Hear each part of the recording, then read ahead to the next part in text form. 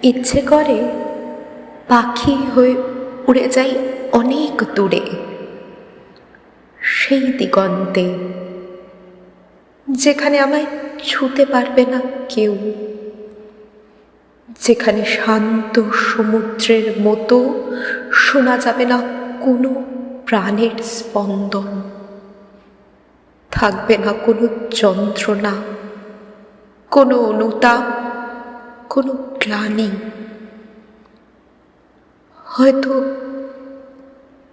একটা একটা করে দিন এগিয়ে যাচ্ছি সেই দিকেই, যন্ত্রণা থেকে মুক্তি, লোভ থেকে মুক্তি, বারবার জীবনের যুদ্ধ থেকে মুক্তি।